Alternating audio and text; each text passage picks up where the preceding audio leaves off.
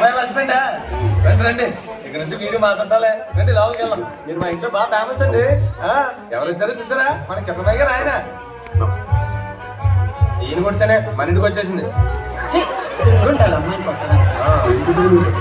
తప్పదండి అలా చేయొచ్చా? నేనైతే జైల్లో పెట్టించేదాన్ని తెలుసా?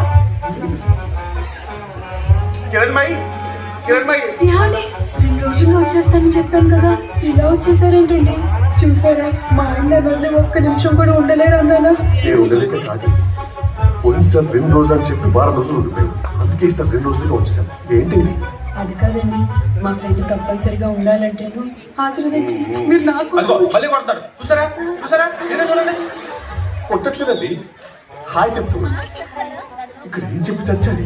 అరే ఒక కొట్టమంటూ ఇప్పుడు చేయడం లేదు.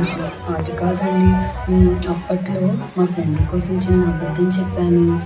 ఫ్రెండ్ ఎప్పుడు చూడు ఫ్రెండేనా? ఎవరా ఫ్రెండ్? పిలువ సార్. అంత గొప్ప ఫ్రెండా? బెస్ట్ ఫ్రెండ్, చైల్డ్హుడ్ ఫ్రెండా? సారీ నేనే తన్ని రమ్మన్నా. సారీ అంటే నాకు అర్థం కాదు. సారీ చెప్తే సరిపోతా? అరే అక్కడ ఇంటి పని, వంట పని, పెద్ద పని అన్ని చేసి ఒళ్ళు హుమైపోతుందండి.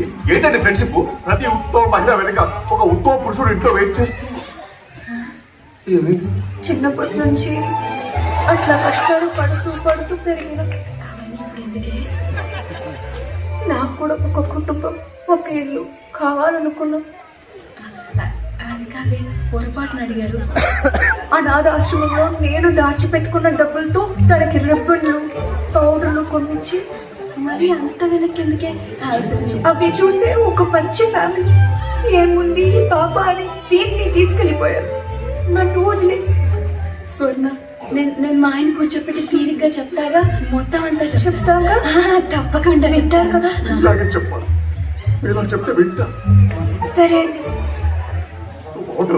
నువ్వు మరి తన ఇక్కడే ఉంటుంది, నేను ఇక్కడే ఉంటాను.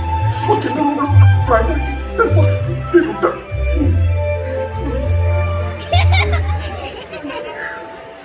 మీరు ఏడవకండి.